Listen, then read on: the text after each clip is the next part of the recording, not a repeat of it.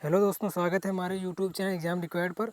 हम लोग railway NTPC व ग्रुप डी के लिए जनरल साइंस की एक सीरीज़ को प्रारंभ किए थे, जिसमें भौतिक विज्ञान, रसायन विज्ञान तथा जीव विज्ञान के 500 से अधिक अति महत्वपूर्ण क्वेश्चनों को डिस्कस कर रहे थे। ये इसका दूसरा पार्ट है। अगर आप लोगों ने इसका पहला पार्ट नहीं देखा है तो इस वीडियो के डिस्क्रिप्शन में लिंक दिया है, आप जाके वहाँ से देख सकते हैं। तो चलिए शुरू करते हैं आज के इस वीडियो को। आज का पहला क्वेश्चन, बादलों की गति व दिशा का मापन किस यंत्र द्वारा किया जाता है? The speed and direction of clouds is measured by which device? Options हैं फायदोमीटर, अल्टीमीटर, बैरोमीटर, नेफोस्कोप।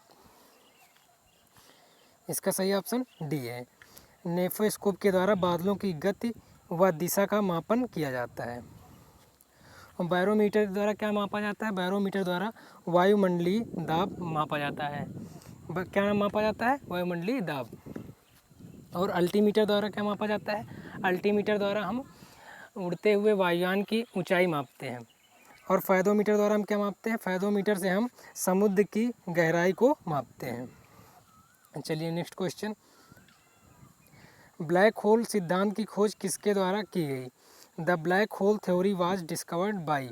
ऑप्शंस हैं S Chandrashekhar, doctor Vikram Sarabhai, CV Raman, S Ramanujam. इसका सही ऑप्शन है ए, एस चंद्रशेखर के द्वारा ब्लैक होल सिद्धांत की खोज की गई थी।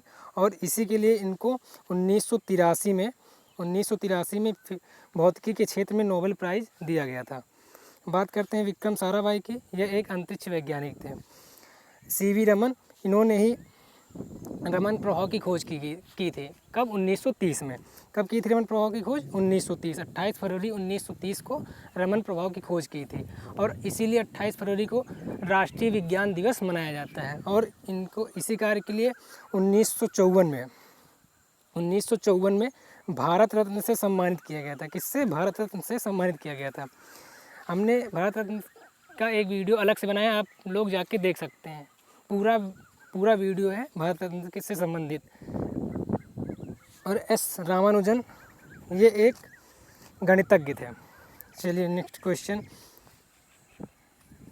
वायु दाब मापी की रीडिंग में अचानक गिरावट इस बात का संकेत है कि मौसम। A sudden drop in the measured air pressure is a sign that the weather. Options हैं स्थिर या शांत होगा, वर्षा युक्त होगा, ठंडा होगा, तूफानी होगा। इसका सही ऑप्शन डी है, तूफानी होगा। अगर बैरोमीटर का पाठ्यांक नीचे अचानक गिरे तो मौसम कैसा होगा? तूफानी होगा। अगर बैरोमीटर का पाठ्यांक धीरे धीरे नीचे गिरे तो मौसम वर्षा युक्त होगा। यदि बैरोमीटर पाठ्यांक धीरे धीरे ऊपर जाए तो मौसम स्वच्छ होगा। मौसम कैसा होगा? स्वच्छ होगा। चलिए नेक्स्ट क्वेश्चन, किस कोयले को भूरा कोयला कहते हैं?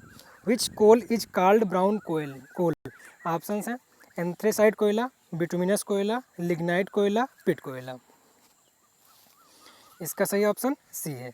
लिग्नाइट कोयले को हम भूरे कोयले से भी जानते हैं, भूरे कोयले नाम से भी जानते हैं। इसे हम भूरा कोयला भी कहते हैं। इसमें सर्वोत्तम कोयला कौन सा माना जाता है? एंथ्रेसाइट कोयला। एंथ्रेसाइट कोयले को हम सर्वोत्तम कोयला मानते हैं। और सबसे खराब कोयला पिट कोयला। अब अच्छे कोयले और खराब कोयले का निर्धारण कैसे किया जाता है? उसमें उपस्थित कार्बन की मात्रा से। और एंथ्रेसाइट कोयले में कार्बन की मात्रा होती है 80 से 95% तक। 80 से 95% कार्बन की मात्रा उपस्थित रहती है। और बिटुमिनस कोयले में 70 से 80% तक। और लिग्नाइट कोयले में 55 से 65% तक। और पिट कोयले में 30% से अधिक कार्बन की मात्रा उपस्थित रहती है। चलिए नेक्स्ट क्वेश्चन, कौन सा रक्त समूह सार्वत्रिक दाता होता है? Which group is the universal donor? Options हैं ए बी समूह, ओ समूह, ए समूह, बी समूह। इसका सही ऑप्शन बी, ओ समूह को हम सार्वत्रिक दाता रक्त समूह कहते हैं। और सर्वग्राही रक्त समूह किसे कहते हैं? तो ए बी समूह को हम सर्वग्राही रक्त समूह कहते हैं। चलिए नेक्स्ट क्वेश्चन, ट्रैकोमा रोग होता है, ट्रैकोमा डिजीज एकर्स। ऑप्शंस हैं वायरस द्वारा, जीवाणु द्वारा, कवक द्वारा, जल द्वारा। इसका सही ऑप्शन ए है, वायरस द्वारा ट्राइकोमा नामक रोग होता है। ट्राइकोमा रोग किससे संबंधित है? ट्राइकोमा रोग आँख से संबंधित है। किससे? आँख से संबंधित है। चलिए नेक्स्ट क्वेश्चन, इनमें से सबसे छोटा कौन है? Who is the smallest of these? Options हैं अणु, परमाणु, इलेक्ट्रॉन, प्रोटॉन। इसका सही ऑप्शन सी है, इलेक्ट्रॉन इन सभी में सबसे छोटा है। इलेक्ट्रॉन तथा प्रोटॉन से मिलकर परमाणु बनता है तथा कई परमाणुओं से मिलकर अणु का निर्माण होता है, इसीलिए इन सभी में सबसे छोटा कौन सा होगा? इलेक्ट्रॉन। चलिए नेक्स्ट क्वेश्चन, मनुष्य की खोपड़ी में कितनी हड्डियां होती हैं? How many bones does a human school have? Options हैं 6, 8, 14, 29। इसका सही ऑप्शन डी है, 29। हमारे खोपड़ी में कितनी हड्डियां होती हैं? कुल 29 हड्डियां होती हैं। 6 कान में होती हैं, 3 करके, एक कान में 3, दोनों कानों को लेकर 6 हड्डियाँ। और 8 कहाँ होती हैं? हमारे कपाल में। कहाँ पे? कपाल में। और 14 कहाँ पे होती हैं? हमारे चेहरे में। 14 हड्डियाँ कहाँ पे होती हैं? एक चेहरे में होती हैं। और एक हाइड नामक हड्डी पाई जाती है जो हमारे गले में उपस्थित रहती है। तो कुल मिलाकर 29 हड्डियाँ हो जाती हैं जिससे हमारे खोपड़ी का निर्माण होता है। 6 + 8 + 14 + 1, टोटल कितने हो गए? 29। चलिए नेक्स्ट क्वेश्चन, कांच पर लिखने के लिए कौन सा अम्ल का प्रयोग किया जाता है? Which acid is use to write on glass? Options हैं हाइड्रोफ्लोरिक अम्ल, हाइड्रोक्लोरिक अम्ल, सल्फ्यूरिक अम्ल, इनमें से कोई नहीं। इसका सही ऑप्शन ए है, हाइड्रोफ्लोरिक अम्ल का प्रयोग कांच पर लिखने के लिए किया जाता है। चलिए नेक्स्ट क्वेश्चन, जंतु जगत का सबसे बड़ा संघ कौन सा है? Which is the largest union of animal words? Options हैं प्रोटोजोआ, मोलस्का, एम्फीबिया, आर्थ्रोपोडा। इसका सही ऑप्शन डी है, आर्थ्रोपोडा। आर्थ्रोपोडा जंतु जगत का सबसे बड़ा संघ है। इसके अंतर्गत केकड़ा, मक्खी तथा आदि जीव आते हैं। और एम्फीबिया इसके अंतर्गत मेढक आते हैं। मेढक उभयचर प्राणी आते हैं इसके अंतर्गत एम्फीबिया के अंतर्गत। और मोलस्का के अंतर्गत कौन से जीव आते हैं?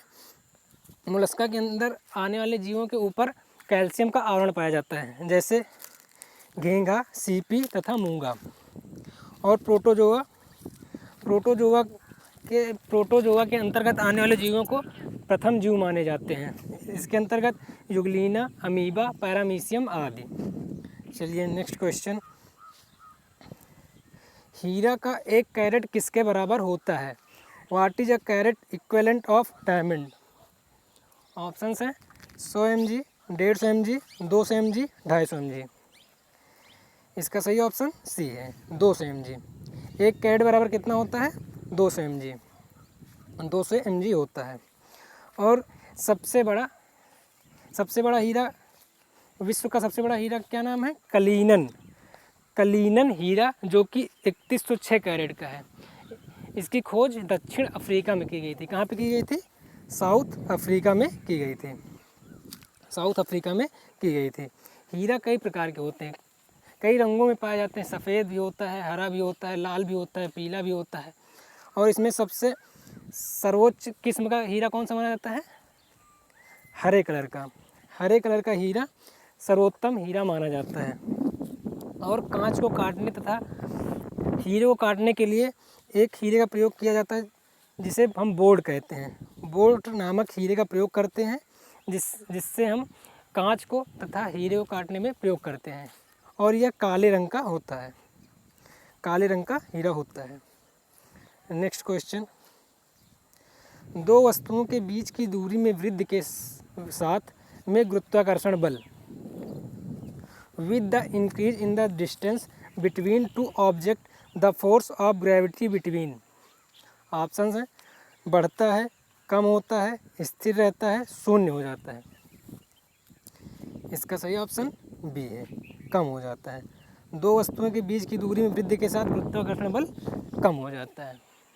चलिए नेक्स्ट क्वेश्चन, समुद्र के पानी में शुद्ध पानी कैसे प्राप्त किया जाता है? How is pure water obtained from sea water? Options हैं निस्पंदन, वाष्पीकरण, आसवन या सभी द्वारा।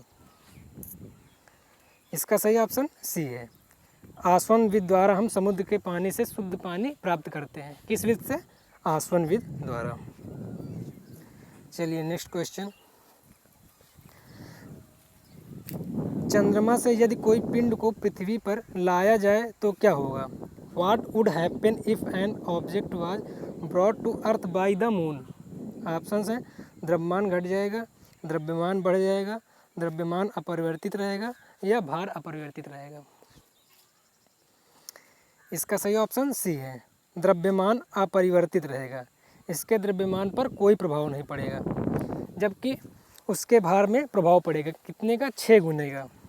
उसके भार में कितने का प्रभाव पड़ेगा? 6 गुने का। यदि चंद्रमा पर कोई पिंड का भार 10 किलो है तो यहाँ पृथ्वी पर आकर उसका भार कितना हो जाएगा? 6 गुना, यानी कि 60 kg हो जाएगा, 60 किलो वजन हो जाएगा। चलिए नेक्स्ट क्वेश्चन, दाब बढ़ाने पर बर्फ़ का गलनांक होता है melting point of ice upon increasing pressure. घटता है, बढ़ता है, अपरिवर्तित रहता है, पहले बढ़ता है या फिर घटता है? इसका सही ऑप्शन ए है, घटता है। दाब बढ़ाने पर बर्फ़ का गलनांक क्या हो जाता है? कम हो जाता है। चलिए नेक्स्ट क्वेश्चन, दिया स्लाई के निर्माण में प्रयुक्त मूल तत्व होता है। What is the basic element used in the creation of match maker? Options हैं मैग्नीशियम, सिलिकॉन, फास्फोरस, सल्फर। इसका सही ऑप्शन सी है, फास्फोरस दिया सलाई के निर्माण में प्रयुक्त मूल तत्व होता है। फास्फोरस 2 प्रकार के होते हैं, एक पीला फास्फोरस या सफ़ेद फास्फोरस कहते हैं, और दूसरा लाल फास्फोरस होता है। इसका प्रयोग दिया सलाई के निर्माण में होता है। लाल फास्फोरस का प्रयोग दिया सलाई के निर्माण में होता है, और जबकि सफ़ेद व पीला फास्फोरस बहुत ही विषैला होता है, बहुत ही विषैला होता है। उसका प्रयोग कहाँ पे होता है? उसका प्रयोग आतिशबाजी में किया जाता है। और सिलिकॉन यह एक सेमीकंडक्टर है।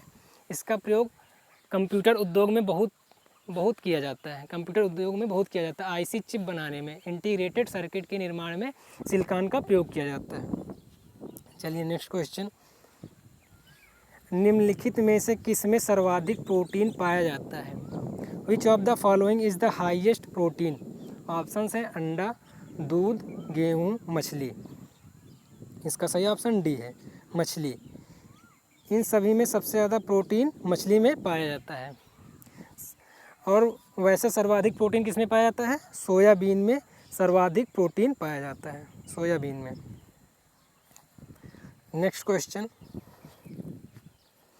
मनुष्य के मस्तिष्क का वजन कितना होता है? How much does a human brain wait?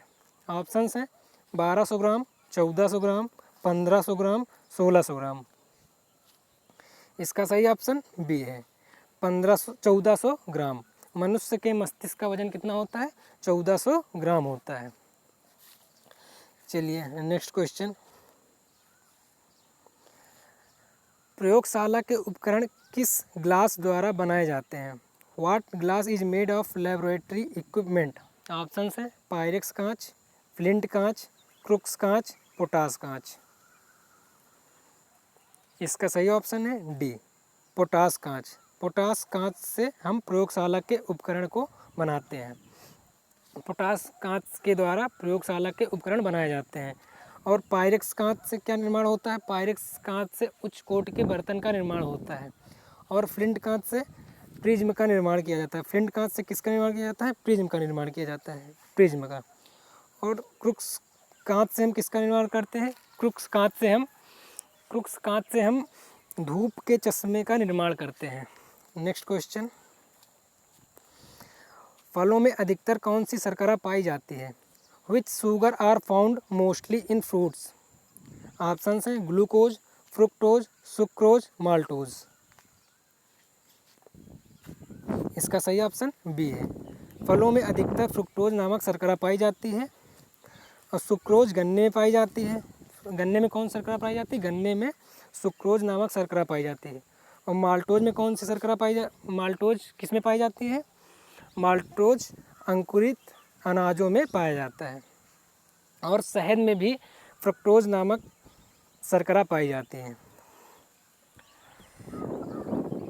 अगर ये वीडियो आपको पसंद आया हो तो इस वीडियो को लाइक करें, ज़्यादा से ज़्यादा शेयर करें और इसी तरह वीडियो पाने के लिए हमारे चैनल को सब्सक्राइब कर लें और बेल आइकन को प्रेस कर लें।